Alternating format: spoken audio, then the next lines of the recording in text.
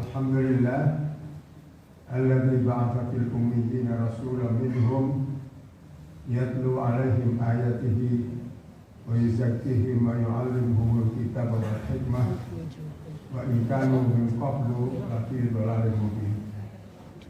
Asyhadu an la ilaha illallah wa asyhadu anna Muhammadan 'abduhu wa rasuluh. Sallallahu ala nabiyyina wa habibina Muhammadin wa ala alihi wa ashabihi ajma'in, amma ba'd.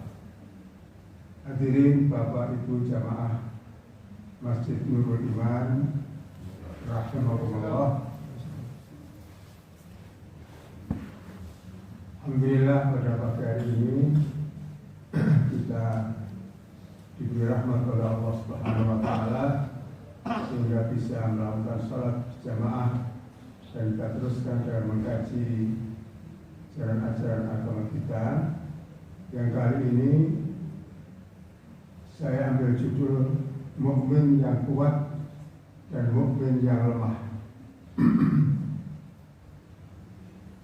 Dasarnya adalah sebuah hadis Rasulullah SAW yang diriwayatkan oleh Imam Muslim dari sahabat Abi Hurairah radhiyallahu anhu.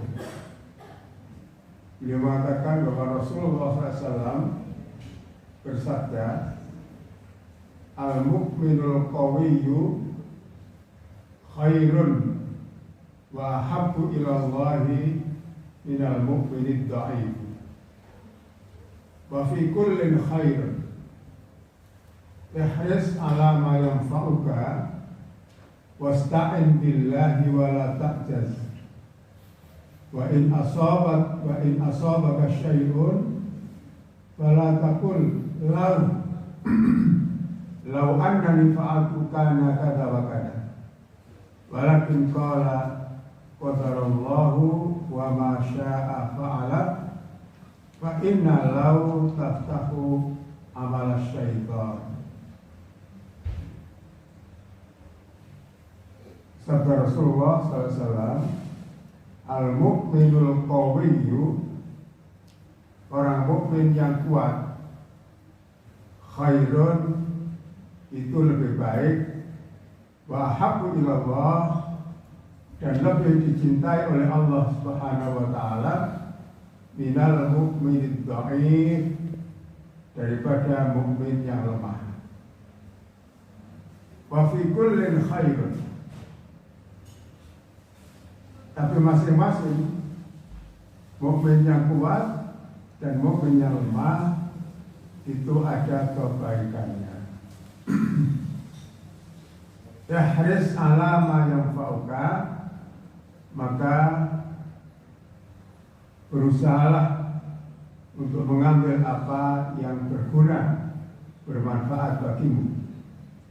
Wasta'in billah, dan mintalah pertolongan kepada Allah, wala ta'jaz, dan jangan kamu menjadi orang yang lemah. Wa in asabaka syai'un, jika kamu ditimpa oleh satu musibah, fala taqul law, jangan kamu mengatakan seandainya, andai kata, anni fa'altu kada, kalau dulu saya melakukan hal ini, karena kata tentu akan menjadi seperti ini. Jadi kalau saya dulu tidak melakukan ini, mungkin tidak akan terjadi apa yang saya alami sekarang. Nah, jangan berkata andai kata. Walakin, tetapi yang benar, kul, katakanlah qadarullahi, ini adalah takdir Allah. Wa ma syaa fa'ala, dan apa yang Allah kehendaki dia akan lakukan. Fa inna lahu, karena mengatakan andai kata, seandainya, tu taftahu, membuka amal syaitan, pekerjaan setan. ini dasar hadis yang akan kita bahas dalam kesempatan ini. Ini terdiri dari banyak sekali hal. Nanti akan kita baca sesuai dengan waktu yang tersedia.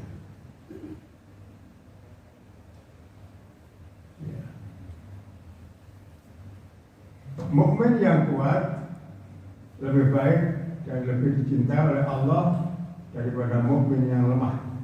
Ini terjemahannya saya ulangi. Masing-masing ada kebaikannya. Berusahalah sungguh-sungguh untuk sesuatu yang bermanfaat untukmu. Mintalah pertolongan kepada Allah dan jangan menjadi lemah. Jika ditimpa musibah, jangan berkata andai kata saya lakukan ini dan ini. Tapi katakanlah ini takdir Allah dan Allah melakukan apa yang Dia kehendaki. Sesungguhnya andai kata membuka pintu bagi setan.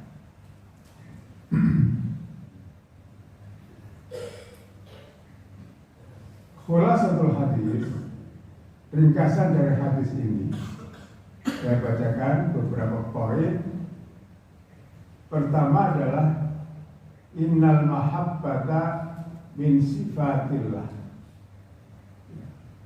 bahwa cinta itu adalah salah satu dari sifat-sifat Allah. Artinya Allah itu bukan hanya berkuasa, bukan hanya memberi ganjaran, bukan hanya menghukum yang salah, bukan hanya menetapkan hukum-hukum, tapi Allah itu punya rasa cinta. Bahkan cinta Allah kepada kita itulah yang menjadi tujuan kita beragama. Puncaknya adalah supaya kita dicintai oleh Allah Subhanahu wa Ta'ala. Karena kalau orang sudah dicintai oleh Allah Subhanahu wa Ta'ala, maka segala tindak tanduk kita, tingkah laku kita, pendengaran kita, penglihatan kita, gerak tangan kita, langkah kaki kita, itu semua dipimpin oleh Allah Subhanahu wa Ta'ala. Itu kalau Allah sudah mencintai kita. Jadi seolah-olah kita ini, hidup ini selalu berada di bawah tuntunan Allah. Tangan kita dituntun oleh Allah supaya kaki ini melangkah kepada hal-hal yang diridhoi oleh Allah Subhanahu wa Ta'ala. Nah, itu kalau kita dicintai oleh Allah Subhanahu wa Ta'ala. Nah, salah satu yang disebutkan dalam hadis ini supaya dicintai oleh Allah itu adalah kita menjadi seorang mukmin yang kuat. Karena mukmin yang kuat itu lebih dicintai oleh Allah dibanding mukmin yang lemah. Meskipun kedua-duanya ada kebaikannya. Yang kedua, mahabbatullahi lil mu'minin muta'alliqatun bi halil mu'minin wa bi iradatillah. Cinta Allah kepada orang-orang mukmin itu tergantung kepada keadaan si mukmin. Yang pertama, tapi juga wabi iradatillah, yaitu sakar-sakar Gusti Allah sesuai dengan apa yang dikehendaki oleh Allah. Keduanya ini tidak bisa dipisahkan. Allah mencintai seorang hamba karena hamba itu mencintai Allah. Jadi ada timbal balik. Secara syariat, kalau kita mengikuti perintah-perintah Allah, maka kita akan dicintai Allah. Tapi secara hakikat, soal cinta Allah itu adalah hak Allah sepenuhnya. Itu hakikatnya. Namun manusia itu diberi jalan, diberi syariat untuk menggapai cinta Allah. Ya, dengan menjalankan perintah-perintah Allah dan menjauhi larangan-larangan Allah.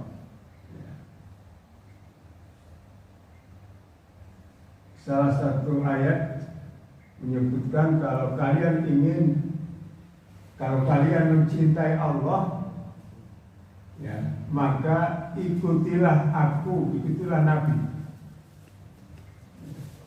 In kuntum tuhibbunallaha fattabi'uni. Katakan wahai Muhammad kepada umatmu, kalau kalian mencintai Allah, maka ikutilah aku. Yuhibbukumullah, baru Allah akan mencintai kalian. Jadi mengikuti Rasulullah itu bukti bahwa kita mencintai Allah, dan kalau kita mencintai Allah, maka Allah pun akan mencintai kita. Ya. Jadi yang namanya cinta kepada Allah dan cinta Allah kepada kita itu bertingkat-tingkat sesuai dengan amal perbuatan kita masing-masing. Yang ketiga, likulli mu'minin khairiyyatun wa khairiyyatul mu'minina maratib. Setiap mukmin itu punya kebaikan, tapi kebaikan orang-orang mukmin itu bertingkat-tingkat. Ya. 4. Min sifatil mukminin, di antara sifat-sifat orang mukmin itu adalah 1. Al-khirsu alal manfaah, selalu berusaha untuk mencari dan melakukan sesuatu yang bermanfaat.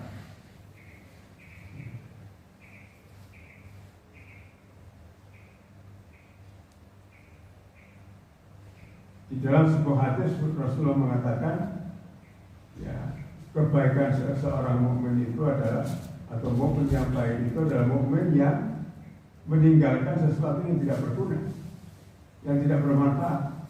Ya. Maka seorang mukmin itu selalu berusaha untuk mencari dan memberikan manfaat untuk dirinya dan orang lain. Yang kedua, al-isti'anatu billah.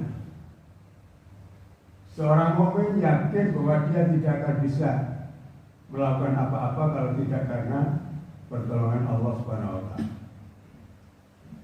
Jangan dikira kalau kita menjadi orang baik itu karena semata-mata kehebatan kita. Di situ ada faktor kehendak dan petunjuk Allah Subhanahu wa taala. Kita yang sudah rajin untuk berjamaah di masjid ini, ya, tidak lepas dari rahmat Allah yang menuntun kita, yang mendorong kita, yang menggerakkan kita ke masjid ini adalah Allah Subhanahu wa taala. Jadi maka kita tidak boleh lupa isti'anah. Iyyaka na'budu wa iyyaka nasta'in. Yang ketiga, al-quwwah. Ya, sifat mukmin itu adalah kuat, bukan lemah. Syaratnya untuk menjadi kuat itu nomor satu adalah iman. Ya, nanti akan dijelaskan di sini di mana letak kekuatan seorang muslim.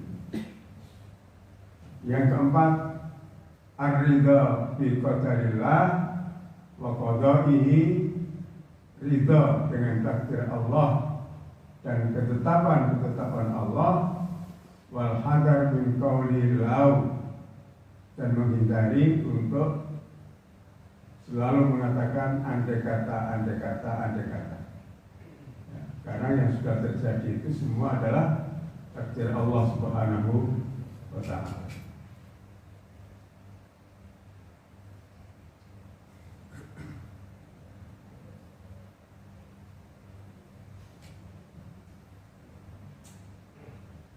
Ini kesimpulan dari hadis yang agak panjang tadi.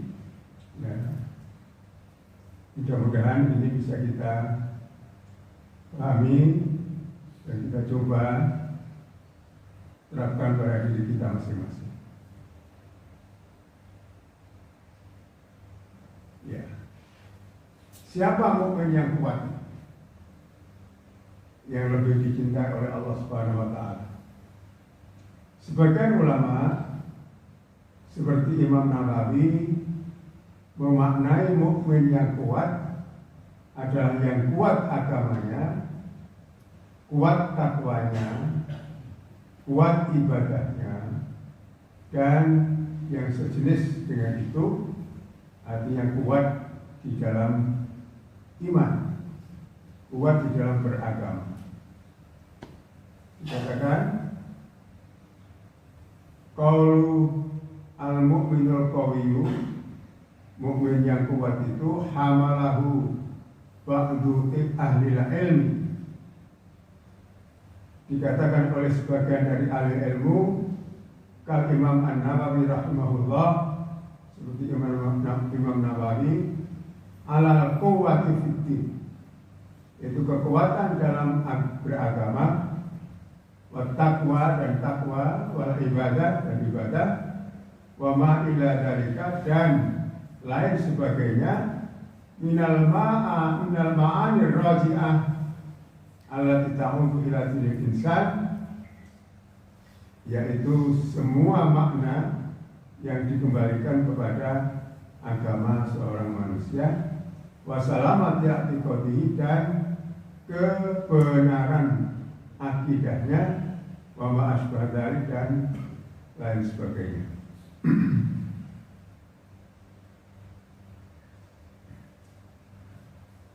Wal mu'minud dhaif, sedangkan mukmin yang lemah, ya, menurut penuturan sebagian ulama termasuk Imam Nawawi tadi, walladzi indahu futur, yaitu orang yang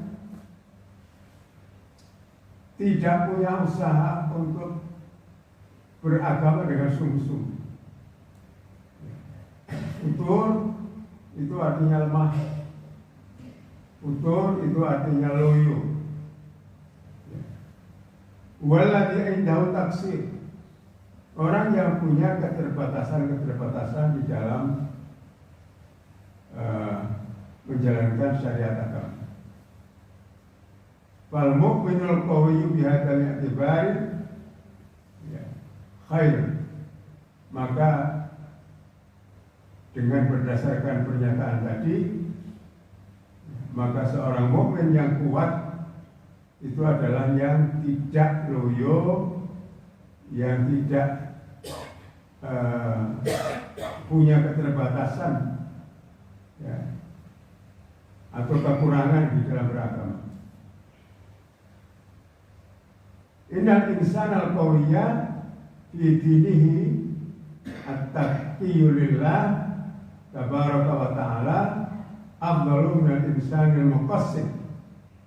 Ya. Jadi mukmin yang kuat di dalam agamanya, di dalam takwanya, itu lebih utama dibanding orang mukmin yang terbatas dalam menjalankan agamanya. Maksudnya kalau yang kuat itu ya menjalankan perintah agama itu bukan hanya wajib. Kalau mukmin yang kuat, yang wajib dilaksanakan, yang sunnah juga dilaksanakan. Yang dijauhi bukan hanya larangan, tapi yang makruh juga dijauhi. Sementara kalau mukmin yang lemah, itu yang penting sudah menjalankan kewajiban, yang sunnah-sunnah diabaikan, sholat, puasa dan sebagainya. Di situ ada pengabaian, atau mungkin disebabkan karena kemalasan dan lain sebagainya. Wa fi kullin khairun, tapi tadi Rasulullah segera mengatakan, setelah beliau atau mukmin yang kuat lebih baik dari mukmin yang lemah, beliau dalam satu tarikan nafas mengatakan wa fi kullin khair. Itu masing-masing itu punya kebaikan. Supaya orang yang kuat merasa kuat dirinya sebagai mukmin itu tidak menganggap bahwa orang lain yang dia anggap lemah itu tidak punya kebaikan. Sebaliknya dirinya juga tidak sombong dengan menganggap bahwa dirinya tidak punya kekurangan. Jadi ini tujuannya Rasulullah buru-buru mengatakan wa fi kullil khair. Masing-masing itu punya kebaikan.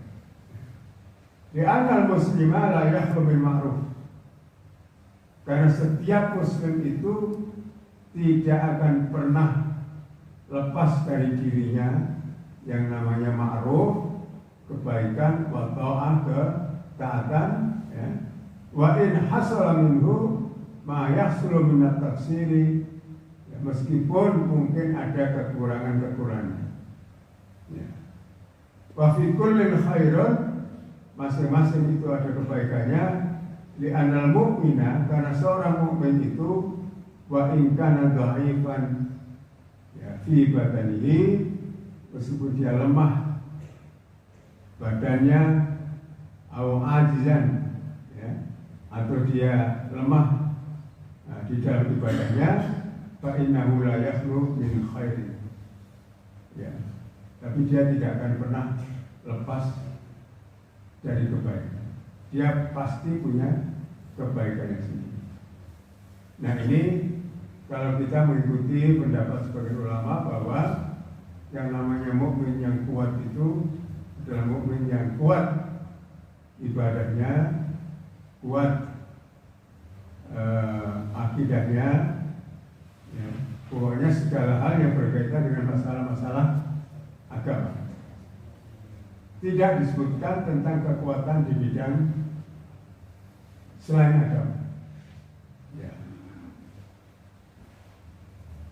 Sementara pendapat yang berikutnya, ya, sebagian ulama berpendapat bahwa arti kuat dalam hadis ini bersifat umum, tidak hanya kuat dalam ibadah atau agama ansih. Ya, dikatakan dalam teks ini wa amal makna tsani, adapun pengertian yang kedua, alladzi dzakarahu ta'ifatun min ahli ilmi, yang disebutkan oleh kelompok lain dari ahli ilmu, bahwa annal mu'minal qawiyya, bahwa mukmin yang kuat itu yakni adalah kuat fi badanihi, kuat badannya, wa fi amalihi, dan juga di dalam amal-amalnya, hatta amal dunia, ya, termasuk amal-amal duniawi. Yang dimaksud amal duniawi itu adalah bekerja misalnya untuk mencari nafkah, ya, berjuang untuk memikirkan keadaan umat dan bangsanya. Nah itu termasuk orang mukmin yang kuat kalau dia kuat dalam bidang itu. Wujudnya apa kekuatan mukmin di sini? Idza amila amalan atqanahu. Kalau dia melakukan suatu pekerjaan, dia melakukannya dengan itqan. Atqanahu, itqan maksudnya dia melakukannya dengan sungguh-sungguh dan selalu ingin agar pekerjaannya itu sempurna. Dalam bahasa sekarang barangkali disebut perfect. Ya, jadi kalau melakukan sesuatu itu sangat perfect.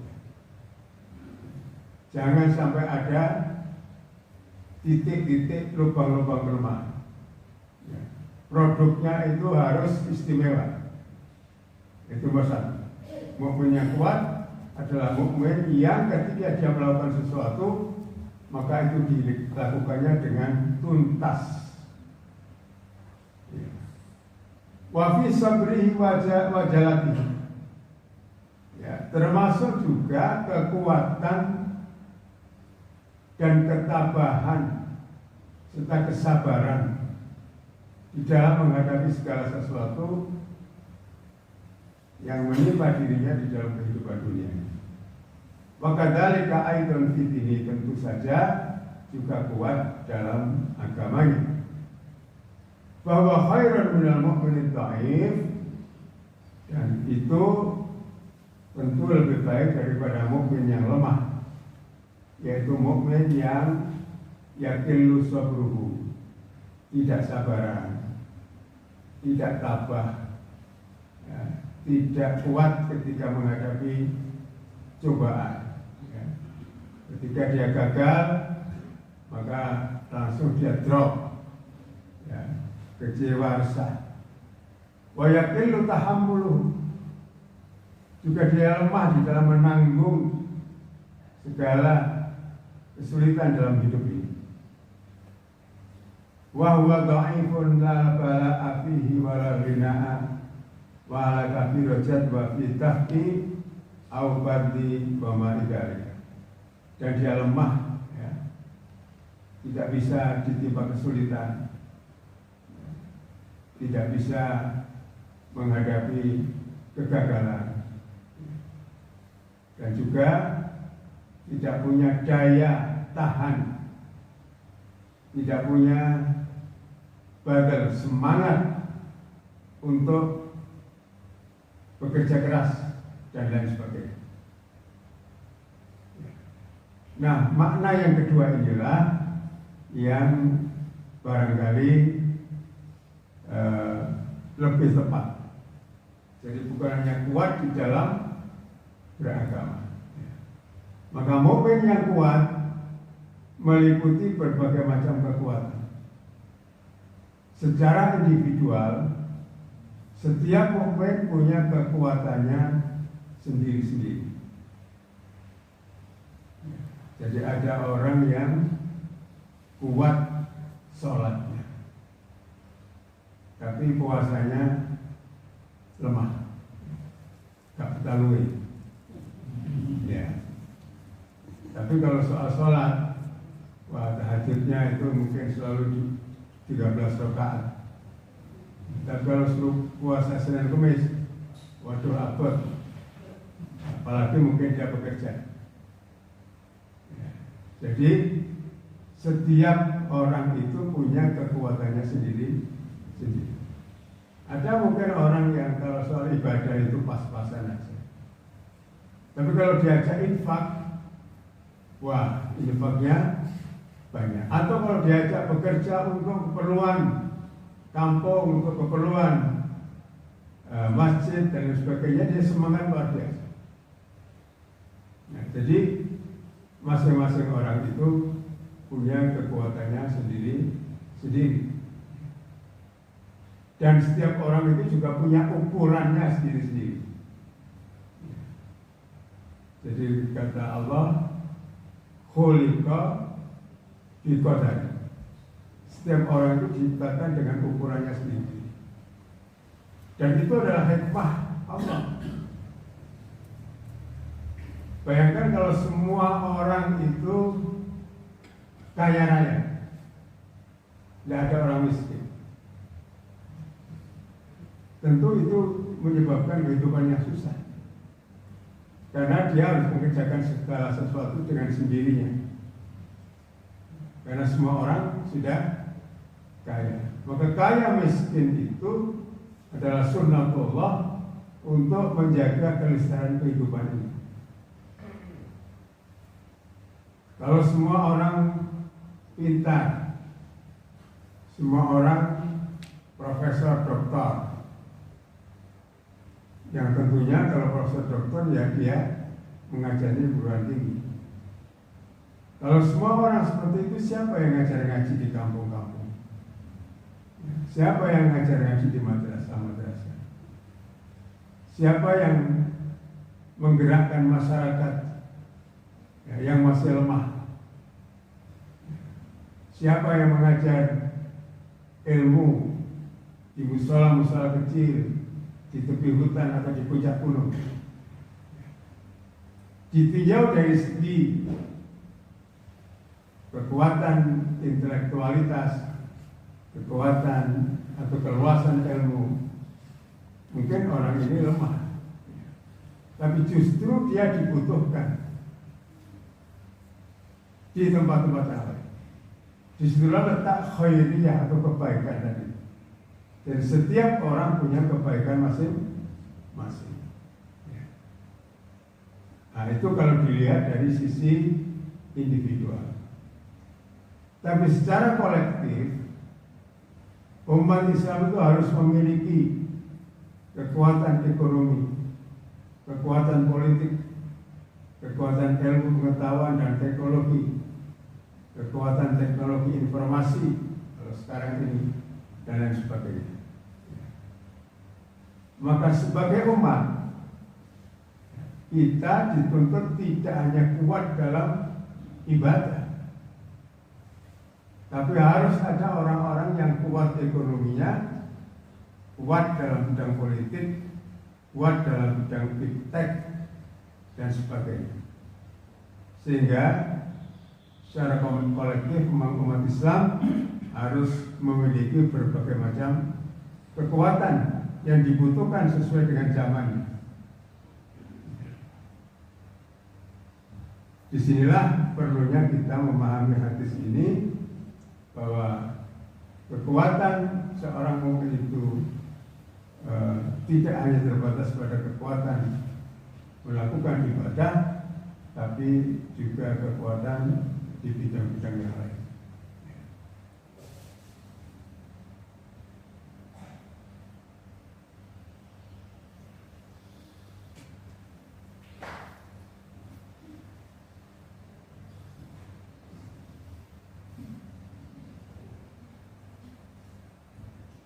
Kalau kita yang sudah pensiun ini, ya kekuatannya mungkin lebih banyak pada ibadah, ya, dan berinteraksi sosial, membangun persaudaraan, membangun persahabatan, membangun cinta kasih di antara sesama Muslim. Ya. Karena kita sudah tidak berperan, ya. Ini para pensiunan ini, ya, sudah ngajar sudah nggak laku. Ya. Karena sekarang kalau sudah pensiun, meskipun profesor doktor, kalau di UM itu sudah tidak diberi jam lagi. Ya. Tapi bukan berarti dia kemudian menjadi lemah. Dia harus membangun kekuatan di bidang yang lain.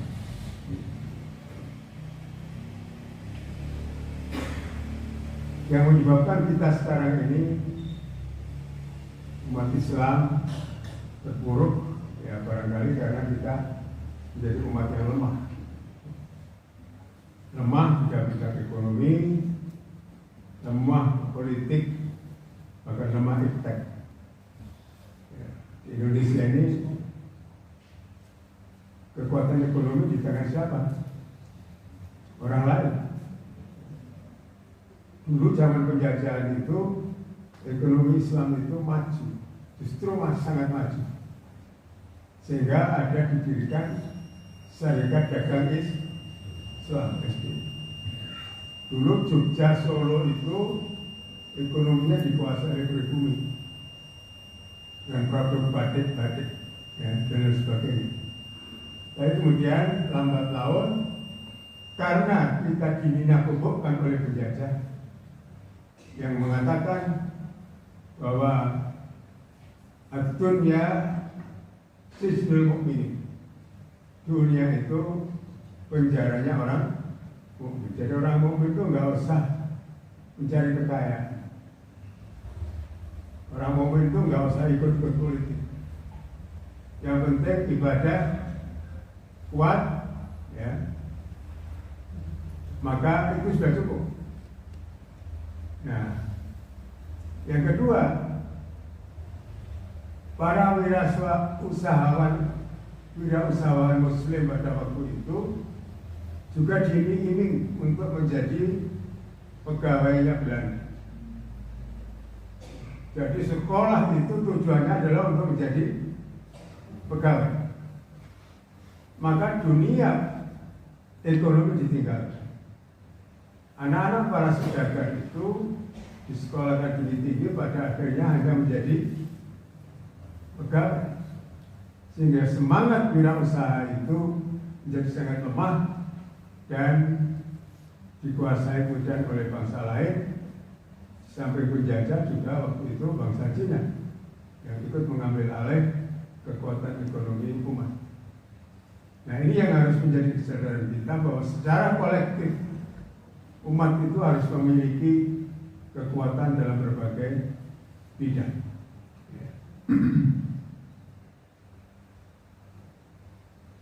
Saya tambahkan sedikit.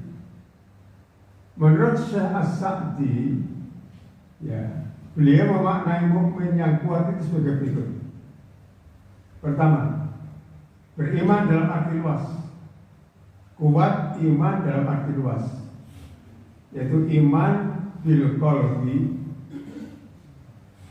iman dengan kekuatan amalan hati, ya. Tidak ragu, percaya bahwa kepada Allah dan kepada Rasulullah. Ya. Iman itu pertama-tama ada dalam hati.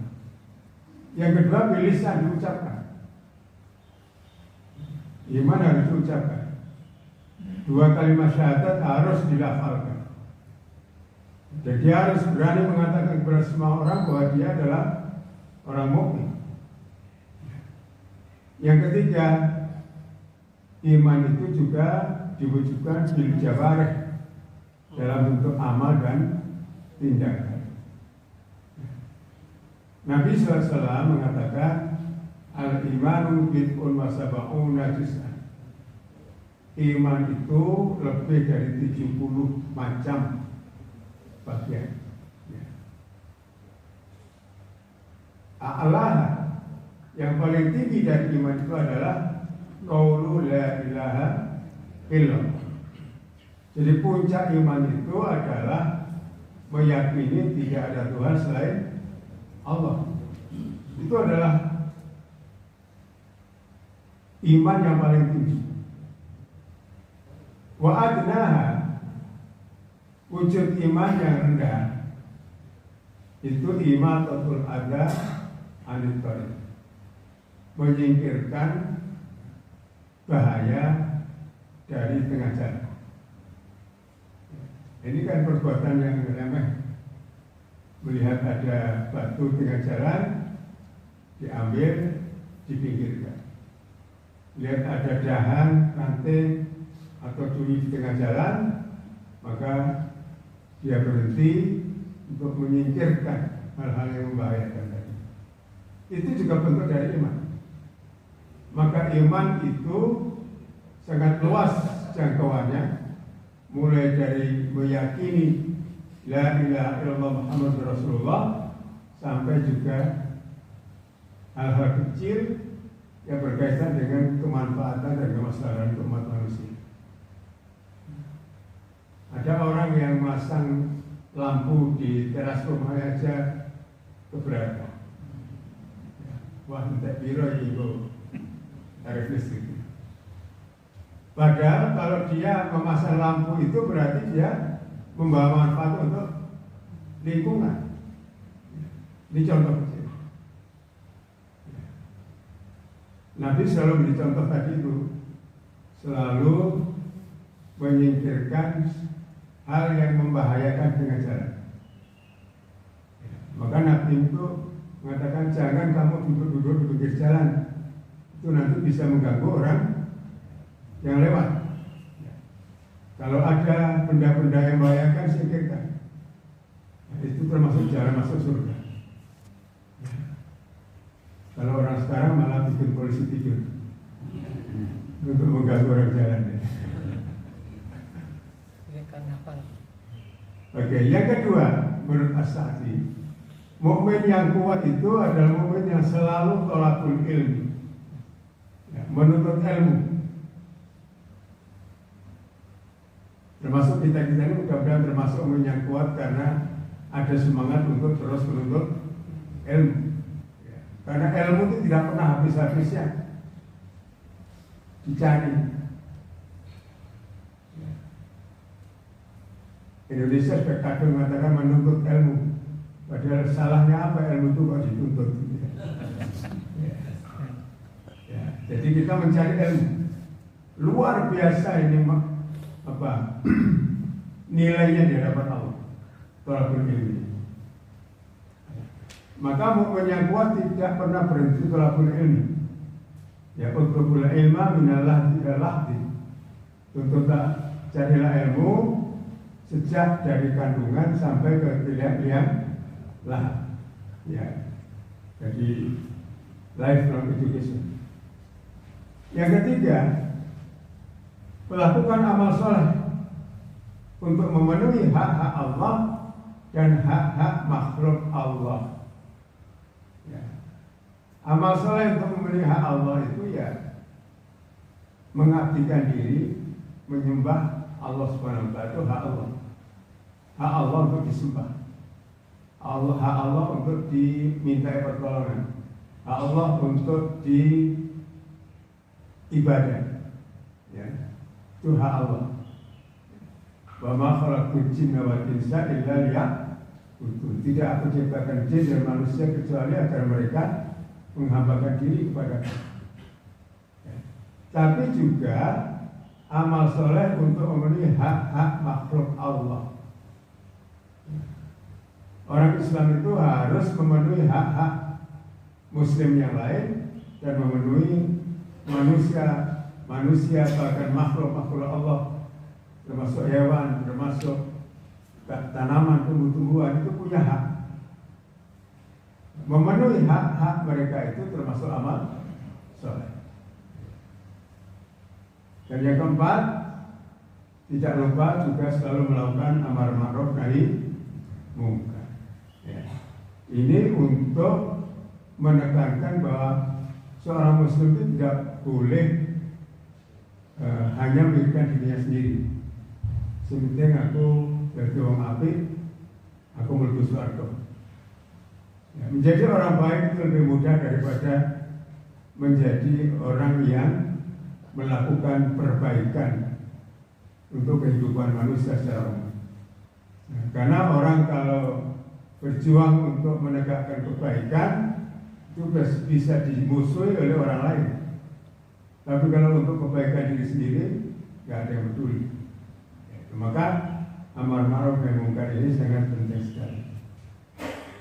Bapak-Ibu sekalian, karena waktu maka barangkali saja pagi ini sampai di sini. Insyaallah nanti akan kita teruskan pendapat dari ulama-ulama yang lain tentang mukmin yang kuat dan mukmin yang lemah ini. Saya kira begitu Bapak sekalian.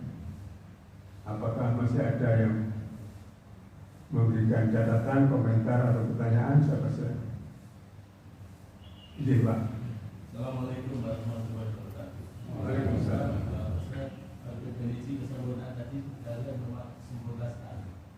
Namun kadang-kadang berarti di dalam satu rumah tangga maupun negara itu bisa kita lihat tergantung daripada kita mengkader generasi penerus kita kalau dalam keluarga atau kalau dalam satu negara. Terlihat kalau generasi penerus suatu bangsa itu kelihatan kemunduran dan menentukan bahwa kedepannya bangsa kita bisa maju atau mundur itu gambaran daripada pengkaderan saya. Gimana? Terima kasih Pak. Ya. Inilah tugas berat kita umat Islam sekarang. Ya. Kita ini sudah lemah dan dilemahkan. Ya. Maka pendidikan masa depan anak-anak kita itu sangat perlu. Ada seorang ahli pendidikan mengatakan tujuan pendidikan itu bukan membentuk anak menjadi ini atau itu. Apalagi kalau itu hanya sesuai dengan keinginan orang tua. Tapi tugas orang tua, tugas guru dalam mendidik adalah menuntun anak itu untuk mengenali dirinya sendiri, kekuatan-kekuatan apa yang Allah berikan kepada dirinya. Setiap anak itu oleh Allah sudah diberi potensi-potensi yang berbeda antara satu dengan yang lain. Dan orang tua di sini tugasnya bukan membentuk dia menjadi apa yang dia kehendaki, Dan ini banyak terjadi. Ya. Seorang dokter ingin anaknya nanti jadi dokter. Seorang notaris ingin anaknya nanti jadi notaris. Seorang dosen nanti ingin anaknya jadi dosen. Tidak salah sepenuhnya. Tapi yang lebih tepat adalah melihat potensi apa yang dimiliki anak kita itu sehingga dia nanti menjadi betul-betul ekspor, menjadi ahli di bidangnya. Nah ini, dan itu tidak hanya menjadi orang yang soleh dalam arti sempit. Soleh dalam arti sempit itu ya cuma ahli ibadah. Yang dikatakan sebagai kesalehan individual. Orang soleh itu adalah orang yang apa yang dia lakukan solihun itu sesuai dengan tuntunan Allah dan sesuai dengan minat, bakat, potensi yang Allah berikan kepadanya dan sesuai juga dengan profesi yang dia miliki dan sesuai dengan konteks atau kebutuhan masyarakat. Itu pengertian soleh. Ya. Ada seorang mahasiswa tanya kepada Syekh Muhammad Al-Ghazali ya, dalam suatu ceramah ya, di suatu perguruan tinggi. Mahasiswa itu tanya tentang hal yang rumit dalam agama, yaitu berkaitan dengan akidah. Di mana Allah itu? Apakah Allah itu di atas atau Allah itu di semua tempat? Ada. Ini kan perbincangan yang tidak habisnya dalam ilmu kalam. Saya menjawab, kamu kuliah di jurusan apa? Saya kuliah di jurusan kimia.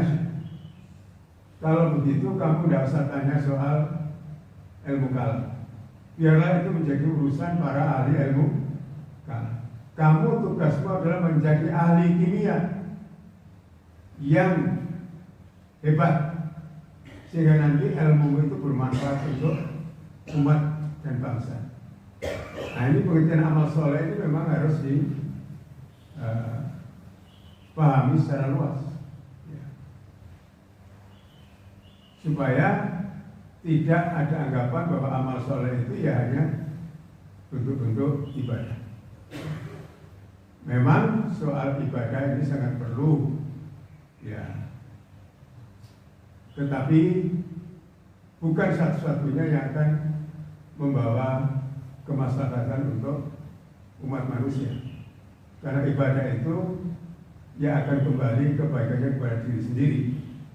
Ya, sementara kita dituntut juga untuk kebaikan semua manusia. Khairun nasi anfa'uhum linnas.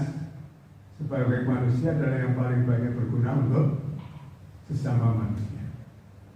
Ya, jadi ini memang PR kita.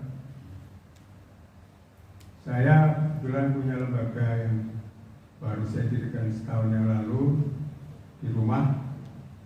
Ya, itu sekarang kami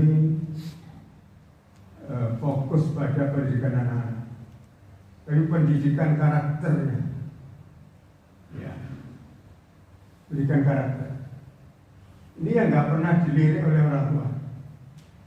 Orang tua itu maunya anak ini ikut kegiatan ini nanti ya rajin ibadah, hafal Quran. Karena kalau anaknya hafal Quran nanti bapaknya masuk surga. Ya. Itu tidak salah. Tapi jangan lupakan pendidikan karakternya. Kata para ahli, karakter itu ada dua macam. Karakter moral dan karakter kinerja. Ya, karakter moral itu ya jujur, tanggung jawab, ya, dan lain sebagainya. Kalau karakter kinerja itu seperti semangat kerja, ya, disiplin, tidak pernah putus asa. Nah itu adalah kita. Jadi ini harus dibangun pada anak-anak kita ke depan. Sekolah-sekolah kita kurang perhatikan ini. Termasuk pendidikan agama yang paling banyak ya sekarang itu pada masalah ibadah. Akidah saja kurang. Nah, pendidikan karakter ini sangat penting sekali. Saya pernah baca tulisan katanya kalau di negara maju itu, katakanlah di Jepang, anak SD ya, itu nomor 1 diajar disiplin. Ya, disiplin. Mengajarkan disiplin itu bisa sampai setahun. Termasuk disiplin itu misalnya antri. Untuk menciptakan budaya antri itu ternyata lama. Kita kan nggak pernah perhatikan itu. Makanya kita ini terkenal kalau di Tanah Suci itu kalau ada orang-orang yang gerombol di lift itu adalah orang Indonesia.